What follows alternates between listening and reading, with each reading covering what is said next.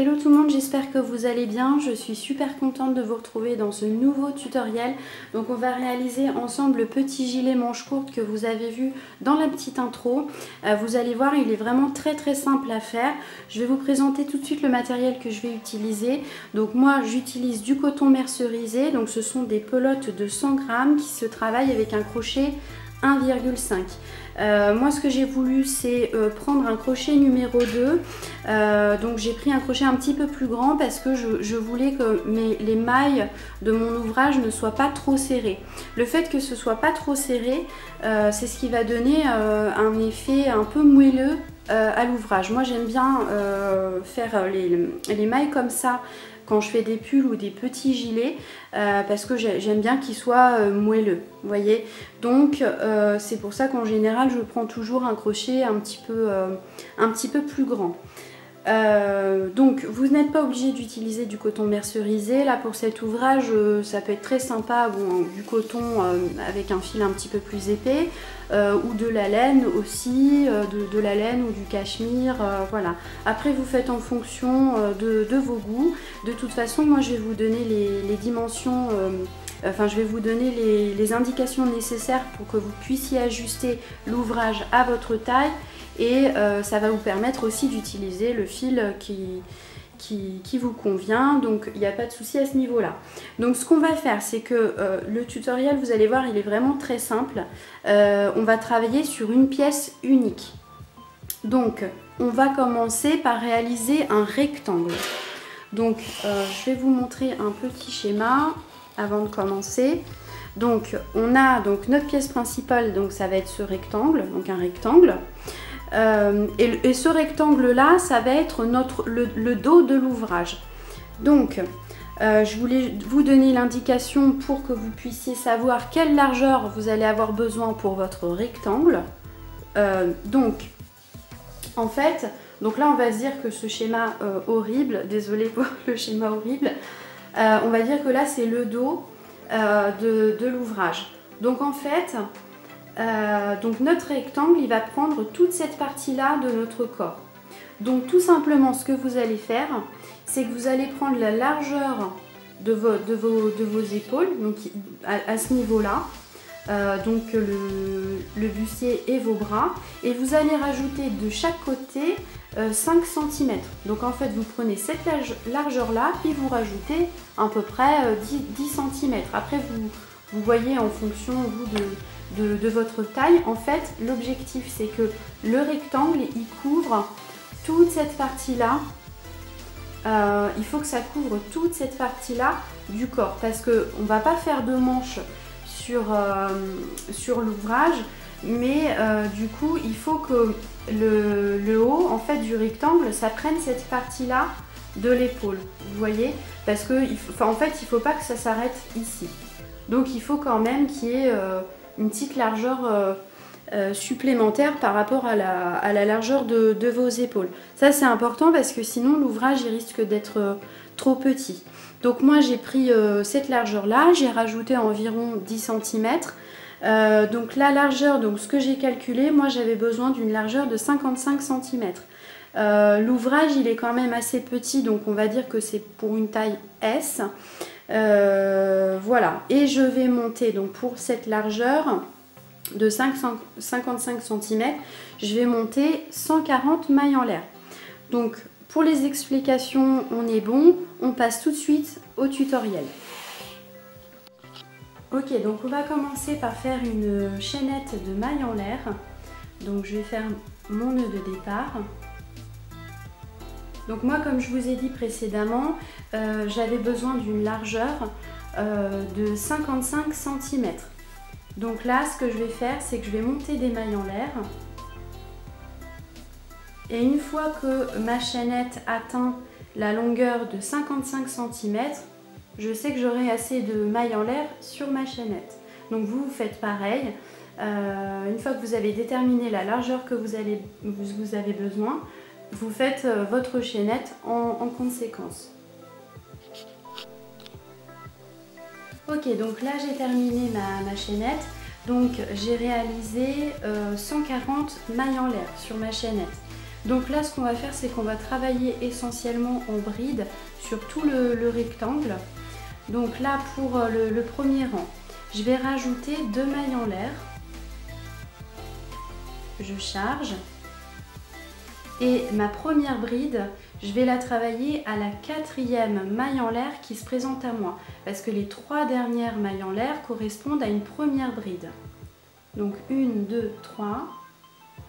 À la 4e maille en l'air, je travaille ma bride. Donc là, sur le rang, on a 2 brides.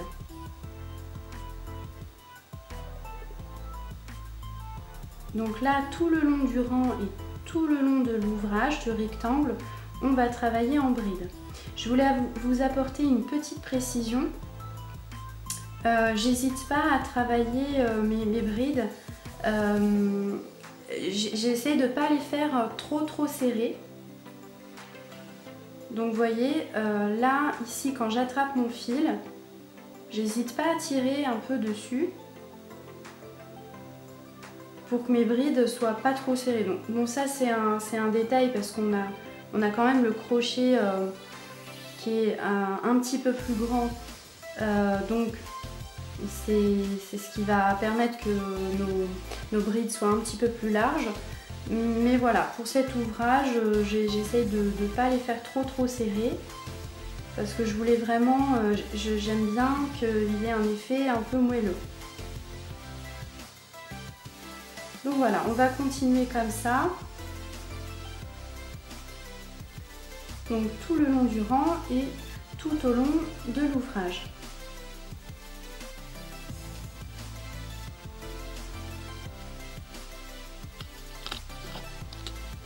Ok, donc j'ai terminé mon premier rang, je vais vous montrer comment on va passer au rang suivant. Donc à chaque fois qu'on passe au rang suivant, on monte 3 mailles en l'air, on tourne le travail et on continue avec nos brides. Donc là, je vais faire ma bride à partir de la 2e bride du rang précédent. Les 3 mailles en l'air correspondent à déjà une première bride. Donc une, à la 2e, je fais ma bride. Par rapport à ce que je vous ai dit précédemment du fait que je tire sur le fil, je voulais vous montrer la différence en fait. Lorsqu'on travaille une bride normalement, sans spécialement tirer, voilà, donc là je vais travailler une bride normalement.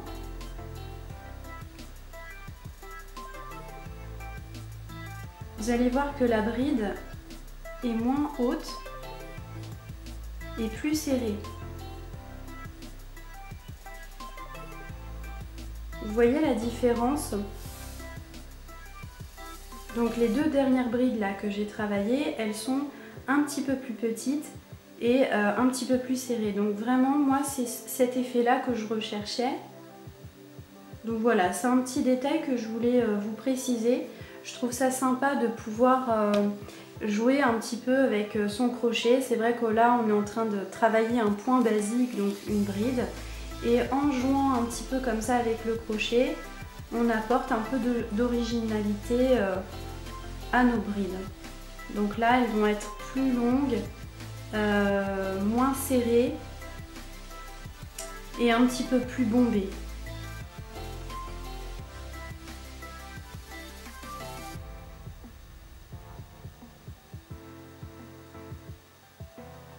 Voilà, donc on va travailler comme ça, donc jusqu'à temps qu'on réalise donc un rectangle. Donc lorsqu'on passe on termine le rang, on monte 3 mailles en l'air, on tourne le travail et on continue. Lorsqu'on arrive à la fin du rang, on n'oublie pas de travailler les 3 mailles en l'air du rang précédent. Ça correspond bien à une bride. Donc il ne faut pas l'oublier parce que sinon ça va fausser l'ouvrage et on va se retrouver avec moins de brides qu'on avait au départ. Donc je vous laisse faire les allers-retours et on se retrouve pour la suite. Ok, donc c'est parti pour la suite du travail. Donc là, comme vous pouvez le voir, je me suis pas mal avancée. Je vais vous expliquer tout ça. Donc ce que j'ai fait, c'est que j'ai fait mon rectangle. Donc j'ai fait plusieurs allers-retours et j'ai décidé de m'arrêter à une longueur de 28 cm. Je voulais vraiment un ouvrage assez court. Après, vous pouvez continuer sur la longueur qui vous convient. Voilà, si vous voulez un gilet un petit peu plus long ou plus court, c'est à vous de voir. Ce que j'ai fait, donc, c'est que arrivé à ce niveau-là, donc je me suis arrêtée à ce niveau-là, et donc sur mon rectangle, sur le haut, j'ai mis 2 repères. Donc j'ai voulu séparer donc l'espace de mes bandes. Donc ici, cet espace-là, ça va être le col de notre ouvrage, et sur ces côtés-là, je vais faire donc je voulais faire des bandes pour pouvoir faire le devant de l'ouvrage. Donc là, la bande que j'ai fait ici, je vais la faire de l'autre côté aussi. Donc là, j'ai mis un repère parce que j'ai compté le nombre de brides qu'il y a sur cette bande-là, et j'ai fait à l'identique. Sur ce côté-là, j'ai compté le même nombre de brides et j'ai mis un repère. Donc, pour cette première bande, en fait, j'avais pas coupé mon fil, j'avais mis mes repères et j'ai continué à travailler mes brides en m'arrêtant ici. Donc là, arrivé à la fin, bon bah évidemment j'ai coupé mon fil et maintenant on va travailler sur ce côté-là. Aussi, ce que je voulais vous dire, c'est que pour les bandes, j'ai décidé de faire un point ajouré. Il est très simple à faire, je vais vous montrer comment on va le faire. Et je vais alterner ce point avec 3 rangs de brides. Donc c'est parti. Ok, donc ce qu'on va faire, on va faire donc un nœud de départ.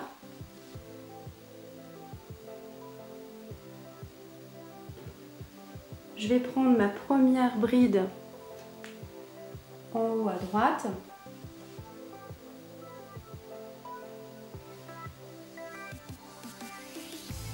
Donc j'attrape mon nœud.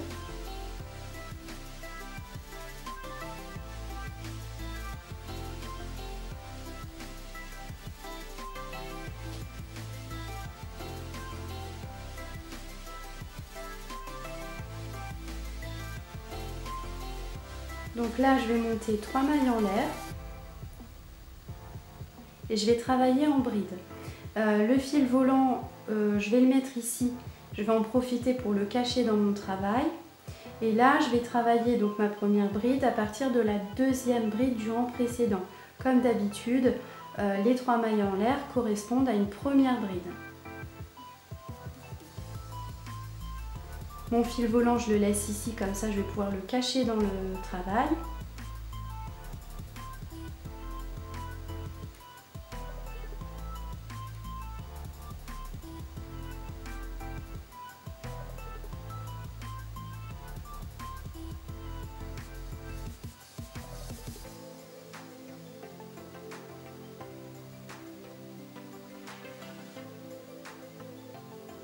Donc là, je vais travailler en bride et je vais m'arrêter à ce niveau-là, au niveau du repère. Ok, donc là, je suis en train de terminer mon rang. Donc, au niveau du repère, je l'enlève.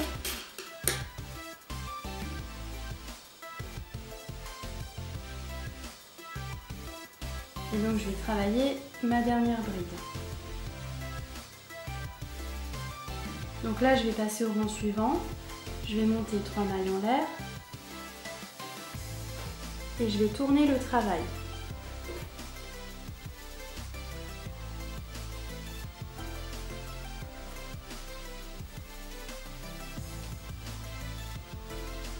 Donc là, je vais continuer en bride. Donc je vais travailler ma deuxième bride à partir de la deuxième bride du rang précédent. Les 3 mailles en l'air correspondent à une première bride.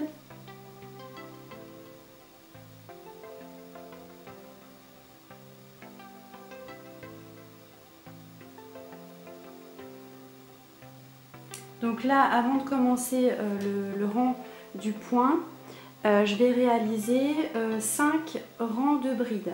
Donc là, on a fait le premier, je suis en train de faire le deuxième. Donc là, il nous faut un total de 5 rangs de brides. Ok, donc là, j'ai terminé mes 5 rangs de brides. On va pouvoir commencer le rang avec le point. Donc, je vais monter une maille en l'air. Je tourne le travail. Et donc, pour le point, donc tout simplement, je vais tirer sur mon fil.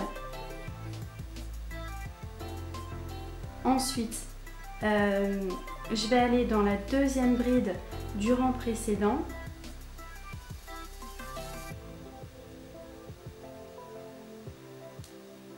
J'attrape du fil, je ressors, je tire pas mon fil, je fais une maille coulée et je tire. À nouveau, je vais dans la bride suivante. Je fais une maille coulée et je tire. Donc j'essaye de tirer toujours à la même hauteur. À nouveau.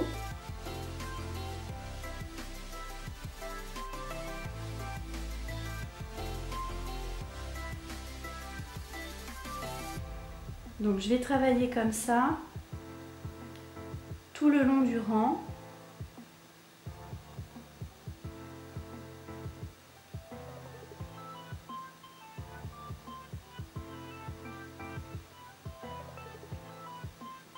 Une fois que j'ai trop de boucles sur mon crochet,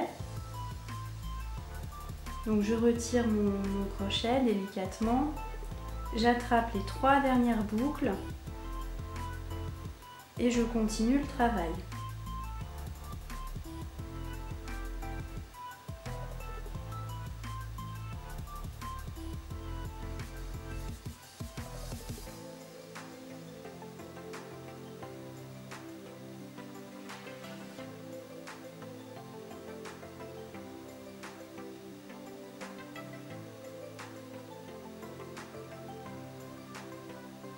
Donc là, je vais faire comme ça tout le long du rang.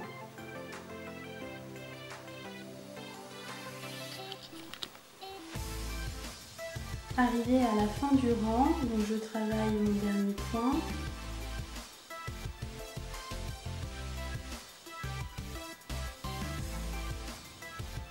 Donc là, pour passer au rang suivant, je récupère une boucle. J'attrape du fil. J'insère mon crochet entre la boucle et le fil qu'il y a là.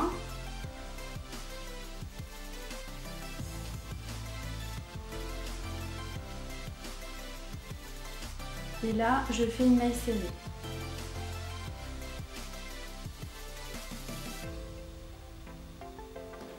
Donc là, je tourne mon travail.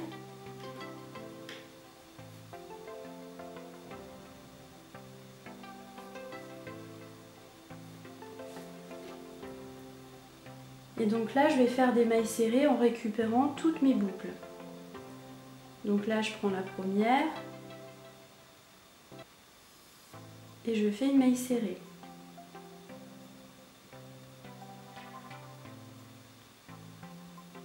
Donc ainsi de suite, je récupère mes boucles comme ça petit à petit. Il ne faut surtout pas les oublier parce que là, sinon ça va faire un trou.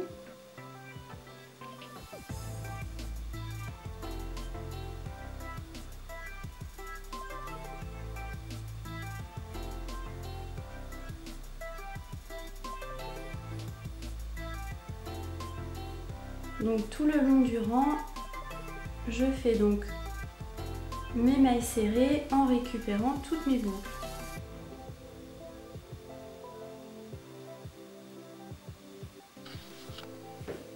Ok, donc là j'ai terminé mon rang de mailles serrées. Je vais passer au rang suivant, je vais monter 3 mailles en l'air. Je tourne le travail.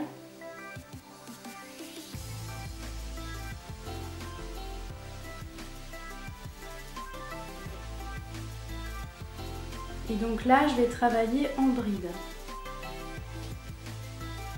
Donc dans toutes les mailles serrées qui se présentent à moi, je vais réaliser des brides.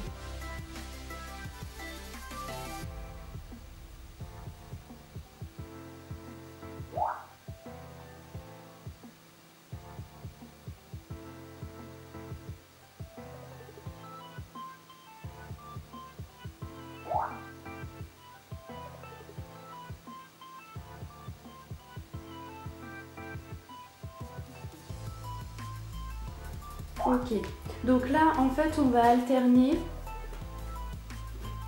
on va faire la bande donc dans cette même logique. Donc en fait on va entre chaque rang du point ajouré, on va travailler 3 rangs de brides. Donc là je vais réaliser mes 3 rangs et après je vais recommencer un rang avec le point ajouré. Vous si vous voulez vous pouvez alterner plusieurs rangs, vous faites à votre goût. Moi j'ai décidé de faire 3 rangs entre chaque rang du point. Pour la longueur de la bande, alors je voulais vous apporter cette petite précision. Donc ce qu'il faut c'est que la bande, hop, alors ce qu'il faut c'est que la bande elle arrive jusqu'en bas du bas du rectangle. Ok, juste il faut pas que la bande elle soit, vous voyez ici en haut, on va laisser un petit espace. Il faut pas qu'elle soit pliée à ras du rectangle. On va, moi j'ai laissé quand même 3-4 rangs en plus comme ça.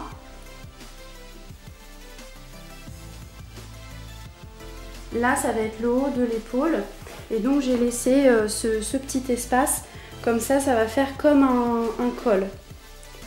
D'accord, donc après il ne faut pas hésiter lorsque vous êtes en train de faire votre bande, il ne faut pas hésiter à mettre l'ouvrage sur vous, comme ça vous pourrez vous rendre compte si il faut que vous continuez en longueur ou si ça convient. Faut faire attention à ça pour pas que l'ouvrage soit trop petit et voilà, en laissant quelques rangs en plus, ça va permettre de faire un petit quand même un petit col. Donc là pour ma part je vais compter les rangs. Donc ça fait 1, 2, 3, 4, 5, 6. Donc j'ai quand même 6 rangs supplémentaires. Quand je plie la bande comme ça, pour arriver ensuite en bas. Donc voilà. Donc là maintenant je vais faire ma deuxième bande et je vais la faire à l'identique. Ok, donc j'ai terminé ma deuxième bande. Je me suis avancée un petit peu dans le travail pour vous montrer maintenant ce qu'on va faire. Donc en fait tout simplement j'ai fait une petite couture sur le côté et ensuite une petite finition pour bien délimiter en fait la manche comme une toute mini manche. Donc là j'ai mis mon travail à l'envers du coup parce que là on va travailler sur l'envers du travail. Donc on va faire cette partie là, on va faire la même chose de l'autre côté. Donc ce que j'ai fait là c'est que j'ai mis un petit repère pour savoir en fait à quel niveau je dois m'arrêter par rapport à la couture.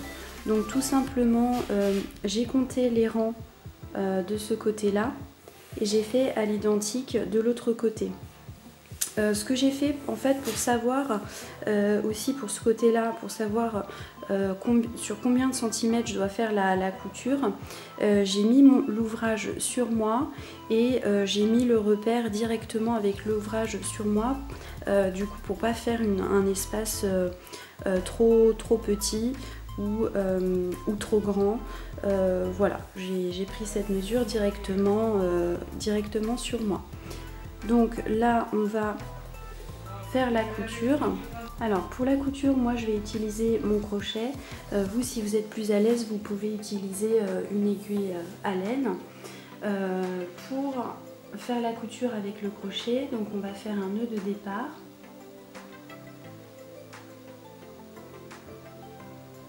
On va se positionner en bas de l'ouvrage. Donc je vais attraper une première face et ensuite la deuxième en restant bien face à face. J'attrape mon nœud.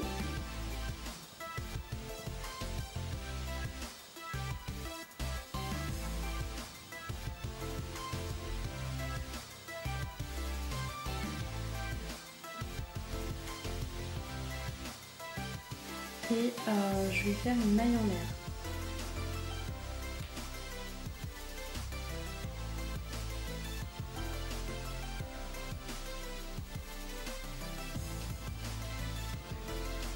Ensuite, tout le long, je vais travailler en maille serrée, donc toujours en prenant une face et la deuxième qui se trouve en face, et je vais coudre comme ça en réalisant des mailles serrées. Donc je vais essayer de ne pas faire trop d'espace entre les mailles serrées, et je vais essayer de pas trop en faire non plus pour pas que ça fasse un effet trop boudiné. Donc voilà, j'essaye de garder toujours la même logique.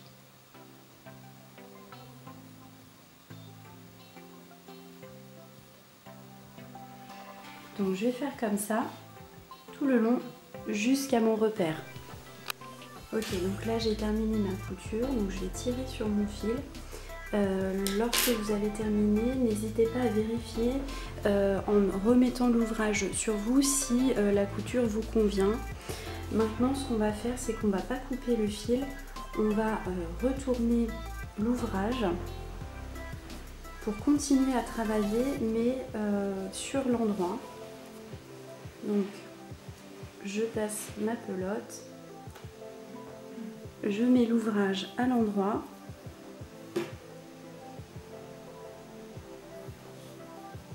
Et maintenant, je vais faire cette petite finition de ce côté-là aussi. Et en ayant retourné mon ouvrage, je vais pouvoir travailler directement avec mon fil. Et j'ai pas eu besoin de le couper. Donc là, en fait, tout autour, ici, on va faire un rang de mailles serrées. Donc là, je fais une maille en l'air. Et je vais faire en fait tout autour une petite bordure de mailles serrées. Donc comme d'habitude, j'essaye de ne pas trop espacer les mailles serrées entre elles, ou aussi de pas trop en faire.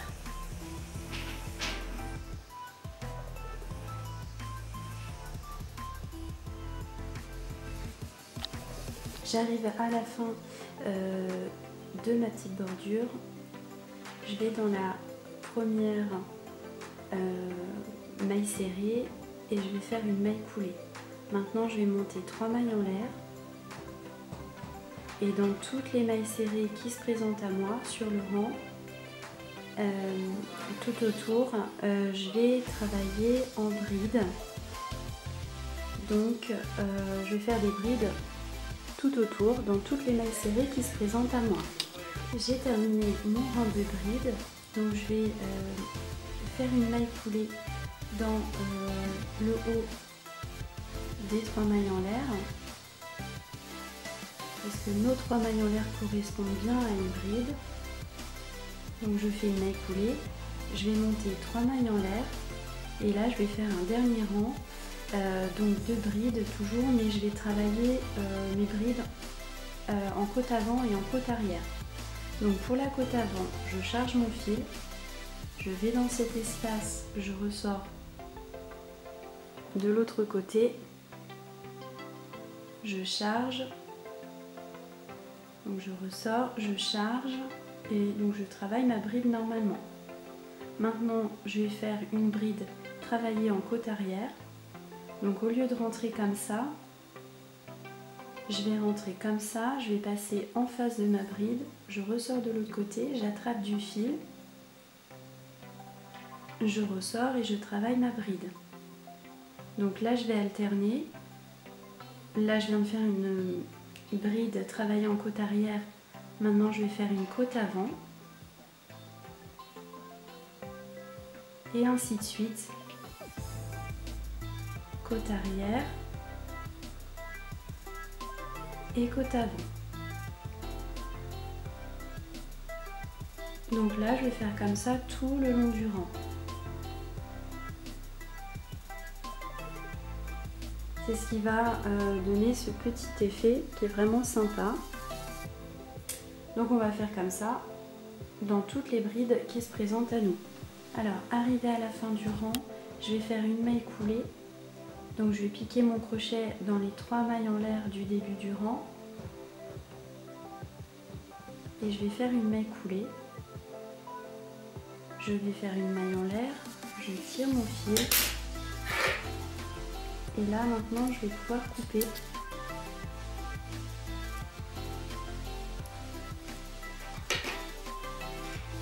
Donc l'ouvrage là il est vraiment, il a bien pris forme, il est presque terminé.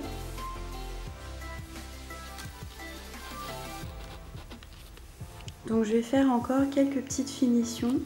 Alors ici sur toute cette bordure, donc en partant d'ici, je vais faire un rang de mailles serrées tout autour, ici,